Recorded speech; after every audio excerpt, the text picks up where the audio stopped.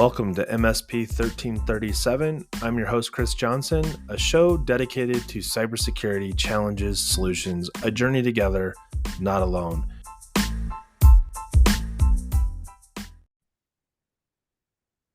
Welcome, everybody, to another episode of MSP 1337. I'm joined this week with Ian Richardson of R&R. Welcome to the show. Hey, Chris, thanks for having me, man. So, a show dedicated to cybersecurity, and we've decided that we're going to try and talk this whole episode about anything but security in the context of that should not be our focus in running our business. It should be an outcome or a byproduct in achieving success within our business.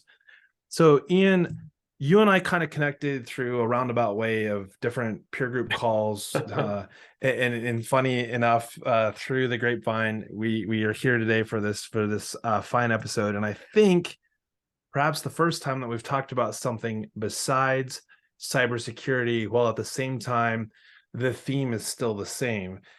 You and I both have a shared history running MSPs, sort of the same trajectory of we were the ConnectWise of the world, not the Autotask of the world. In fact, I would go back so far as 2012-ish. That was the time when there was the third player, the Tiger Paw.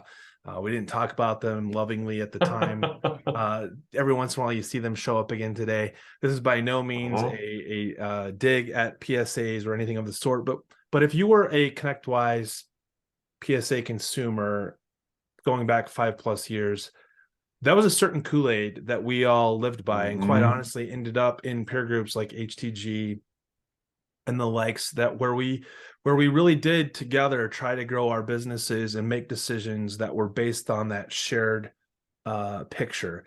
And so I think whether you're in a peer group or not today, you probably should consider one, because I think that was one of the most game-changing decisions that we ever made with our MSP, was starting to realize, and I think you said this before we got on the call, knowing what you wanted in life tied to the success or failure of your business wasn't necessarily tied to the success and failure of you in life. 100% agree. A lot of, it's funny when I hear my story, I go, oh, well, that's probably a unique scenario. And the more and more other former MSP owners or even current MSP owners who talk about, hey, when I joined the peer group, X happened. Sure. It's that first 12 to 24 months is drinking from a fire hose in a lot of different ways. And one of the fire hoses is starting to have feedback from people who ain't gonna, like, this isn't a vendor, this isn't a client, this isn't anyone who has to even practice the remote amount of tact. It's son, you don't have a business, you have a fancy job that you get paid pennies on the hour for. What are you doing? Or you have a lifestyle. You have an idea that supports your lifestyle commitments, but doesn't necessarily have any room for the proverbial accident, right? Like if something goes wrong tomorrow, or if you didn't work on a Tuesday, the lifestyle's gone with it. Yep. So it's funny how we started this conversation and we quickly went down the rabbit hole on books. We obviously are both fans of Drucker. And the statement that I think paints the picture for this conversation, we were talking about if your business understands things like risk, if your business has a cultural identifier that says we know what we want as we grow this business together, then culture, strategy, and that risk profile all kind of live harmoniously together. And now we can start focusing on the things that are important, like what is the outcome of the sales and marketing team? What are the KPIs that we're using to measure? If you could kind of paint the picture, if you will, you really kind of hit this off before we started the show. You guys at R&R, maybe talk a little bit about what you guys do, because I think that largely has ties directly to the avoidance of talking about cybersecurity while at the same time making it a focal point. Yeah. So a lot of the times, MSPs and MSP adjacent organizations are guilty of this, but I wouldn't just point the finger at our own industry. any industry creates its own small echo chambers. So if you get a bunch of doctors with each other, they kind of create this echo chamber. You get a bunch of accountants, they create an echo chamber, and everything starts to sound the same. And when you live in experience, if you're in infrastructure managed services, to use the DIPL Yeah, line, where you're providing infrastructure as a service, so the hardware and software that runs a business, as well as services and support to install, maintain, configure, and grow that infrastructure for someone as they grow and change. sure. Your day-to-day existence looks like a certain thing. And a lot of the times when we're talking about security as a topic, cyber or otherwise, we're talking about bullet points. Hey, you know what, Chris, we really got to put in a password manager. We got to install an EDR solution because there's these different risks and this could mitigate that. Or Yeah, here's this thing and this could mitigate that. Or, we have to work with Bob because Bob will click on every single link that comes in his email, no matter what we tell him. We got to find some way to make Bob not do that. like maybe So those not are give him bullet points. links in an email. Yeah, like maybe not give him email. Maybe we'll Right, give right. him an assistant. I love it. This is on behalf of Bob, right? This is on behalf of Bob. On behalf of Bob, I am his assistant. I will Yeah, I will reply to you. And so if you think about those bullet points, right? All these bullet points are floating around. When you start to get to things, and I love him, my near and dear friend Matt Lee bangs this drum about, hey, we gotta adopt a framework. And those frameworks are built up of much bigger collections of bubbles, almost these circular pillars around, like, hey, we have this control or that control. So you might have policy and procedure as a focus area, or design, sure. or other types of control sets, for CIS or NIST or something like that. NIST is the one I know the most around, right? That concept of protection, detection, response, recovery, all of that type of stuff. Um, The but if you core, if go you will. bigger, what's that? The core, like these are the Yeah, the the four or five core. things. Yeah, yeah. Exactly. That big core. But if you go bigger than that, that's really what R&R does, is we try to get people to say, okay, we're at a 10-foot view. We're right above the forest floor. All right, what's it look like at 1,000 feet up? And we might start to talk about pillars, and then, okay, well, why do those pillars matter? And Right. why does that matter? And why does that matter? When you get up to that fourth or fifth why, you're really floating pretty high. And so an easy thing, which will be crazy non-cyber sounding, but if you'll allow, I'll stick there. Anyone who's gone through any sort of therapy will know about doing like a little bit of introspection. Well, I got upset because of this. Well, why'd you get upset? Well, because this happened. Okay, well, why is that upsetting? Well, because this happened. And why is that Sure. upsetting? And you get all the way out, and then it's kind of stems to, okay, well, there is some sort of trauma being an Yeah. operative therapy word that happened in your childhood that causes your brain to associate those facts together, and that's why you're upset. And And when trauma you're could able to, be any sort of impact on a person that changes your, like it could be a yep, death in the family. exactly. You got a dog. I mean, they don't necessarily even Yep. have to be negative things. They just have It's changed your not way of negative. thinking. It Yeah. is exactly. It is an impact on your brain. There was an Right. impact from an event or a sequence of events that caused your brain to believe something Like when you won the spelling down bee. in your subconscious. Exactly. You won the spelling bee, and now it's really important to spell correctly Right. because of that spelling bee, right? And that's why every Grammarly is time my someone enemy. every time someone uses that wrong there, you're like, Like, listen, you. yeah, yes. So along So, those same lines, let me ask you a question. So we just had this come out of CompTIA's research. They mhm. had like these were the four, they had the four P's, and there was some resistance to that because of the way the four P's were approached. Now in the cyber world, we try not to use the P for product. We try to say T for technology because product doesn't. Anyways, we could go down a rabbit hole on that one. But they had it set up that said it was policy, process, people, technology, or product. In the cyber world, we say things like people, policy, process, technology. And we realized how out of alignment we were in the conversation. Not because one Mhm. was right and one was wrong, although on our side, the cyber side, we were saying they're wrong. Well, we weren't taking into consideration, and I suspect this is along the lines of where R&R functions, is that if I was standing up a business today, you don't Mhm. start with people. That'd be a terrible idea. Hey, we got the Yep. people. They know how to make coffee and they know how to ride bicycles. And actually, two of them can make pizzas. And we're going to start an MSP. You're like, cool. Wait, That's right. we messed up, right? Like, but if I understand like what our policies are going to be because of what we want to do as an organization, we what the process and procedures are like, hey, I don't go to McDonald's and say I want to make burgers. Like, no, like Mhm. McDonald's is all about following their manual to make lots of money because you've followed the McDonald's way. Is that a like a fair assess, like getting us out of the headspace of like I've already got it figured out, and almost like a reset to looking at your business through the lens of not an engineer, like you own a business. Should you be the CEO, or Mhm. should I say, hey, Ian, tell me what I should do differently? And most importantly, especially if I'm writing you a check, tell me and be willing to submit to Ian's guidance to do something different about what you're telling me. Well, so I would challenge a third option instead of what Ian thinks is right or what Chris thinks is right. Hey, Chris, what do you think? Hey, Ian, what do you think? Hey, Bob, what do you think? Hey, Sally, what do you think? Hey, why don't we call up your customers and ask them what they think? And who's the vendor or partner that you have the best relationship? Let's call them and see what they think Sure. and put all that together and then say, all right, based off of all of this perspective we just gathered. So we kind of asked why Yeah. enough, and now we're really seeing the whole forest.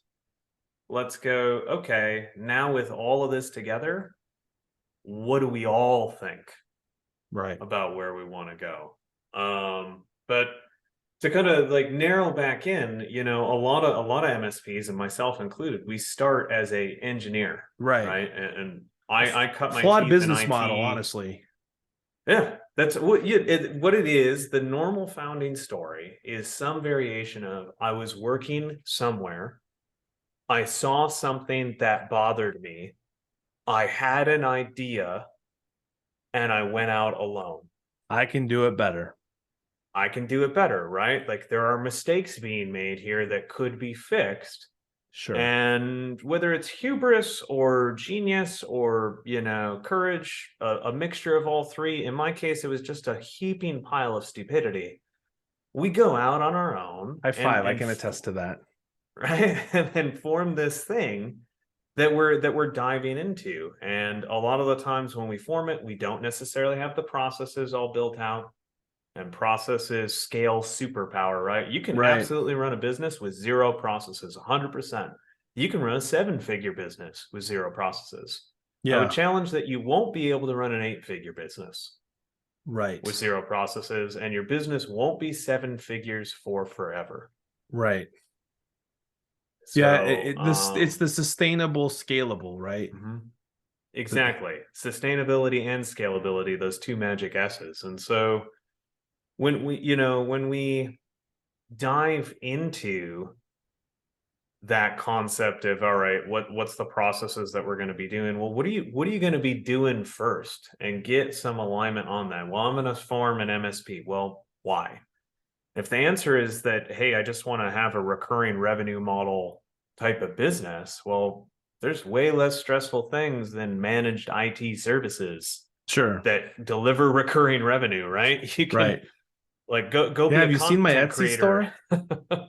Yeah. Any number of things. There's a Right. lot of different things that can do that. But if you have this passion around, hey, well, I think that I can help people and technology is the methodology I would do that, which is most of the IT founders out there have a passion for Sure. technology. They have a passion for businesses or nonprofits or churches or whatever it is their profile is. They Right. have a passion for a type of business or businesses, and they have a passion for technology, and they think they can use technology to help a business. Well, if you keep that in mind, cybersecurity is the easiest conversation you can have 7 days a week. You Why do just you think don't that talk is? about security Well, because right. anyone will lean into it. So if you're talking with a business owner, so Chris, like if you put yourself into your managed services days, okay, what was a Yeah. typical problem you were having? Like internally or client Yeah, facing? yeah, for your Okay. business, for your MSP. For my MSP, I think the biggest challenge we had was not having alignment on the team with what our roles and responsibilities were. Perfect. Okay. So on that topic, hey, Chris, thanks for sitting down.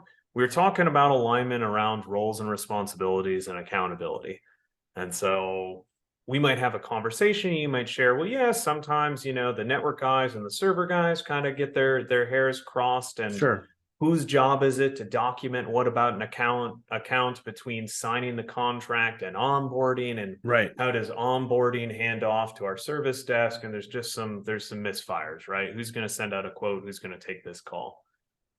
And as we walk through that, we might have conversations with different people and get different perspectives and start to build out some documents. Sure. And maybe we build out some training for the team alongside, because we know we're going to have turnover at some point, or growing and Well, hire you're new people. describing So we a build up. maturing fast MSP now. So we're building out. We build out some training stuff. We build out Okay. some documentation. We go through all of our team and invest a bunch of time, and suddenly then alignment's achieved. Right? We've Yep. gone through and done that work. Well, as we're going through and doing that work, the cyber conversation consists of just a couple of questions stemming from, well, hey, Chris, now that we've gotten your onboarding process fully fixed and you've done 10 onboards super smooth, and the clients are raving about how amazing you are, Yeah. and we built out all this material to support it. Well, what happens if we lose that material and we lose the team that knows how to do this? What happens if you lose all of these people, or lose all of this process and Which documentation for the reminds me of the business? bus scenario, the IT glue commercial where like, oh, that was real. Mm-hmm. Mm-hmm. And that's it. That's the conversation is, well, Right. what happens if we lose this? But that's terrible. Like, we can't afford to redo all this again and then start back from zero. Oh, well, then we should do X and Y to prevent that. And So here's how they'll happen. So here's what we're going to do about those people yeah. when it comes to, measuring and making sure we're protecting the people and guarding them from risks and whatever. And here's what we're going to do about all your data and your stuff and guard that from risk. Because But you'll people's where notice it's I'm not. at, right? The world we're in, we really value Mhm. that, I think, the most. MSPs, good MSPs, they care a lot about the relationship they have with their clients. And their team Well, yeah, too, and their because team. yeah, like the team's the one who's making that relationship. You can be a CEO and come in and rainmake, right? You can walk Sure. in and shake that tree and dollars just fall out, and people are always happy to see you, but it's not you who keeps that client. Right. It is your tier one help desk staff who's your MVP.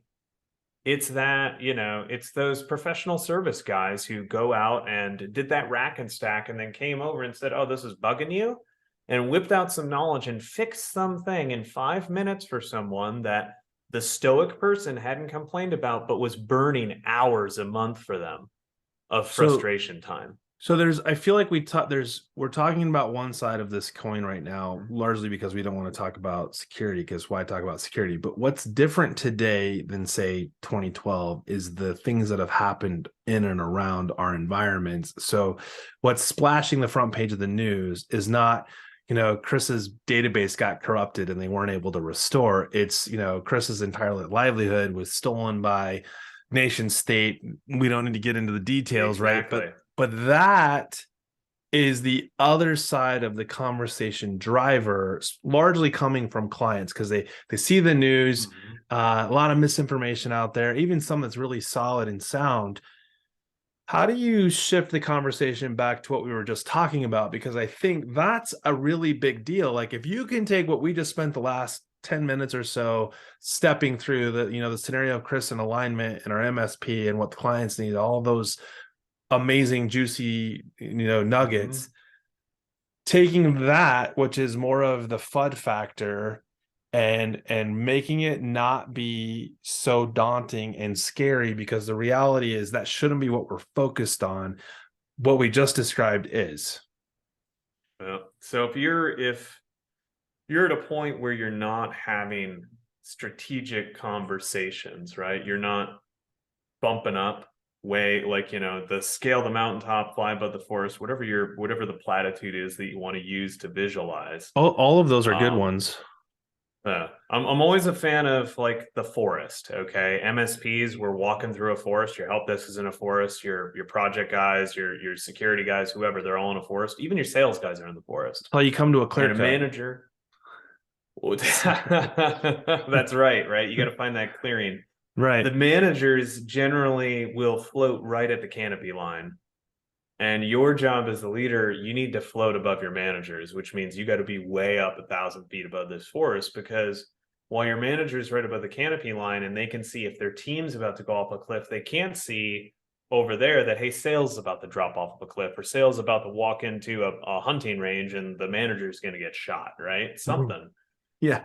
And so your job as the CEO is you have to stay up there. And when needed, you got to pull your team, your managers, Yeah. up above the clouds, up above the canopy, up to where they can see your viewpoint and go, oh, okay, now we're all aligned. We know what we got to do. And then they just go down and they just call down into the trees, because your help desk tech, you can do soaring oratory at a state of the company meeting or whatever and bring everyone up here and show them where it's at and here's where we're going. And all your managers need to do is be it's the coxswain at the front of the crew and say, hey, stroke, stroke, stroke. This is where we're Right. going, over here. And course correct, turn right. Okay, everyone's turning right now. That's all your desk tech really cares about. And so if you're down in the forest with your clients, the way you start to have a cybersecurity conversation that's going to deliver value to your clients is you're going to ask them to take you above their forest. Hey, Right. what's going on in your world? What are your competitors doing? What's the marketplace doing, etc.? And you can talk about that scary news story and say, well, hey, like, did you see the news story? You've seen the news stories where this stuff gets away. So you just talked about how you built this amazing pipeline, Mr. Right. Customer, and you've got $3 million like cooking down. What happens if that pipeline either we lose access to it, the data's gone, the data's stolen, or worse, the data's taken, and then everything we know about those customers gets told to the customers by a malicious third party? What happens if they steal that and then they call ABC Co and say, hey, I know all this stuff about you and I learned it from Bob down the road because he's not taking stuff seriously and I hacked him? Yeah, because he keeps clicking on the link.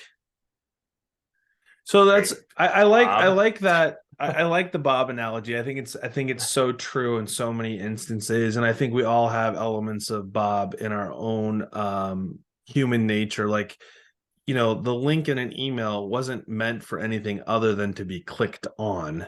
So Mhm. until that link is gone, we're still tempted to click on it. I don't care how good you are with cybersecurity and knowing that this is a phishing simulation or not. If it says, hey, you've won $500 Amazon gift card, or hey, you need to check with your UPS or whatever it might be, we're all like, hair might go It was up. the But free, it's yeah, the free Frappuccino for Carrie. She yeah. doesn't even drink Starbucks and she hates Frappuccinos. It's like, why does this coupon work for you? You don't even like the drink. But it's free. Yeah. So you know what So I did? I just blocked anything that said Starbucks in the email and just automatically quarantined. She never sees it. Risk gone. So it's funny you say that, because that's a good block, because the block has happened and there's no like something has leaked through to let you know that there's something in quarantine tied to Mhm. the latte, right? We have seen, and I've seen some pretty good examples of this where they're like, we know this is a good email, you can go ahead and let it out of quarantine. We're like, uh, I'm gonna need you to sign a waiver, and I'm gonna need you Mhm. to like call your next of kin, because this is going to be bad. And so unless you fire me, which Oh I yeah. would rather release it after you fire me, but like I'm not releasing this email, right? Everything is about our businesses, right? Everything is about what is the Mhm. risk we're willing to take to go to the next level, to take the next step, to climb the next level. I I go back to the Drucker statement of the culture eats strategy for breakfast. And one of the things that 100%. what I think about though in that mindset, and you were talking about, sort of the crew leader telling you how to row. You have two choices. You either use the oar however you see fit and are either and likely going in circles, or you're working on part of a team and you're passing the other boats because you're all working in harmony. And I think when we think about our clients, one of the biggest challenges we have is to think like our business and apply that to their business and assume that because we need Mhm. the Sophos or Sonic, whatever it might be in our environment, that our client does too. And I'm not saying that to downplay, because obviously cybersecurity is important and there are bullet points to your point earlier that do need to be Mhm. checked off, that we've completed these things, because not doing them is just pure negligence and that's not helping anybody. But if we focus on those things more than we put the time and energy into having business conversations, business risk conversations, eventually we lose on the cybersecurity side. We eventually are going to lose. Well, it's that typical, and I will be damned that I'm finally saying this in a conversation. I mean it, but if anyone here who's listening has gone through like a Cisco selling course, one of the things that Cisco always talked about is don't think about products and selling. And I'm really shocked to say, like, man, Big Papa Cisco Right. has nailed this right on the head. Don't go into a meeting where you're trying to talk to your client about security with a product in mind. Man, Chris doesn't have EDR, and I really got to get him to put EDR in his system. Don't go in with that in mind. You Right. know that you need to do EDR, so you don't have to worry about it. Like, Right. fine. That's the goal that we're going to get to. But instead, just start talking about the different areas of the business that EDR is going to impact.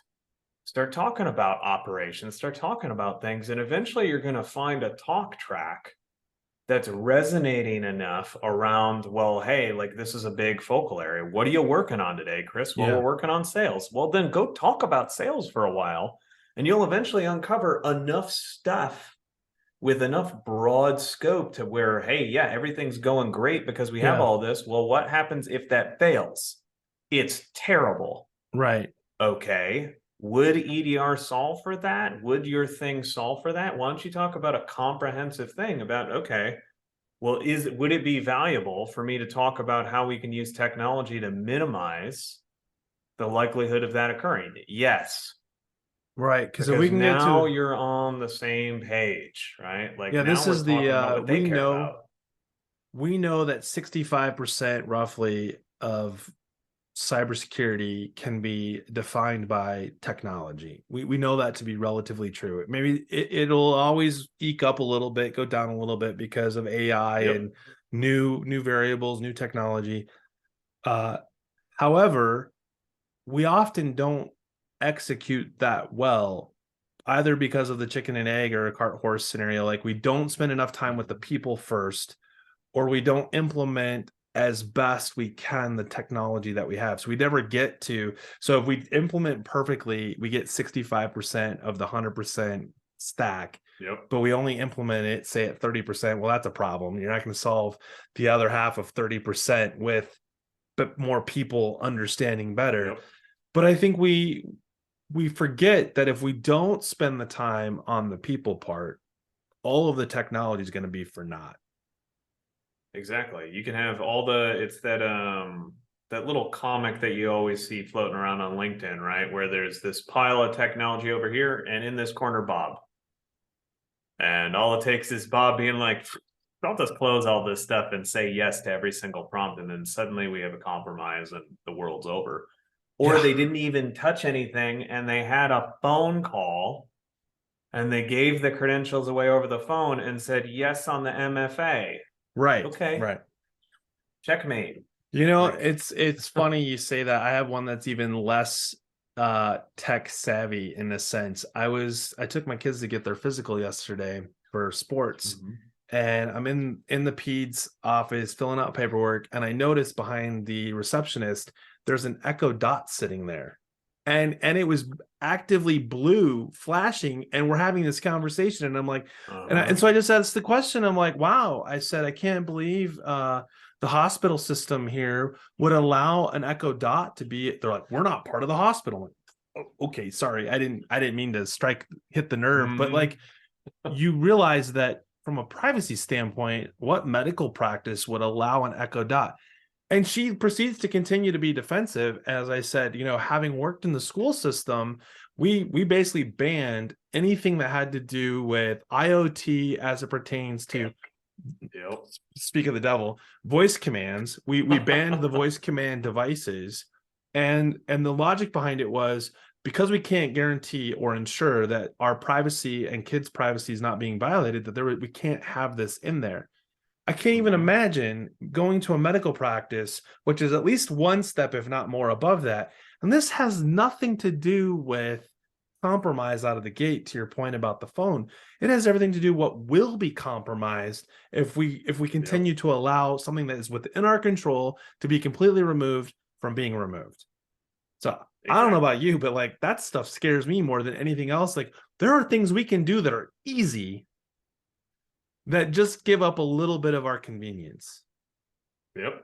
Well, and it's that concept of the serenity prayer really, really does focus well on Fair. security, right? Like, have that courage to change the things that you can, while you also have the serenity to accept the things that you can't, right? Like, there's zero reason losing sleep over something outside of your control. Just let it go. There's Focus on what you can control and go from there. I saw a meme that takes the serenity prayer and it adds to, and at the end it says, and hire someone to take care of the things that you cannot. Which is so There you true. go. Like, in our space, right? Like, hey, outsource That your is sock, outsourcing right? 101. That's right. Absolutely. Ian, before I let you go, is there anything that you would like to, like, parting thoughts, or at bottom line, at least tell the listeners how they can find Ian and Carrie at Richardson and Richardson? Yeah, so second one first, R&R.consulting. So RANDR for Richardson and Richardson, dot consulting, no com, net, whatever. Gets over to us. If you do a /connect, you can grab time with me or grab time with Carrie. We're both super active on LinkedIn. Just search our names, Ian or Carrie Richardson, will come right on up. And I think I would do two final thoughts. If you haven't read Peter Drucker, there's two people at least, and one of them's a really smart guy, and it's not the dude in the hat, right, who says you should probably read some books over there. I would definitely recommend Drucker 10 days out of 10. But the second thing is just slow down to move fast and start asking customer focused questions. If you focus on your customer's business, that's what makes security easy, is stop going in. It's the same thing that you would be doing trying to land a managed services deal. You're not going to land a managed services deal by talking about how great your response time is and yourself and how awesome you are. You win the managed services deal by talking about your customer. Right. You're not going to win cybersecurity revenue by talking about the products or the cybersecurity or the technology. You're going to win the cybersecurity deal talking about the business and how you can help make sure something bad doesn't happen. Cybersecurity has no ROI. It's just risk reduction. There's no ROI from cybersecurity. Woohoo! Yeah. Like, it doesn't make you a dime unless you are selling cybersecurity, but that's still, you sold something. You sold a concept. Cybersecurity as its core doesn't make anyone any money. Yeah, it's just risk reduction. Which is why so many of the recommendations don't involve buying anything. It's a people, process, procedure, do better, right? Like, it goes back to, what about Bob? Like, you got the life jacket on, you're never going to learn to swim if you don't get in the water. That's right. Don't worry so much. Like, don't try to convince someone of what risks they should care about. Find out what risks they care about and how you can help. And then it's an easy talk, because you didn't have to convince them about the risk. They are already saying, this is a huge risk. Great. Let's solve that. Yeah. And just make sure your solution to solve that can solve other stuff too. Done. Yeah, I would say one thing that I would add to that, because we in the cybersecurity space, we hate to say the words solve, reduce to zero, but Yes, at the end of the reduce. day, reduce, right? Mitigate, have a mitigation plan, right? Like transfer the risk, whatever you want to call it, but like zero is not the goal. Less than what you had before is. Well, as always, Ian, it's always a pleasure talking to you. Looking forward to talking to you again on some other episode show. We seem to run in the same circles. For those of you listening, this has been an episode of MSP 1337. Thanks and have a great week.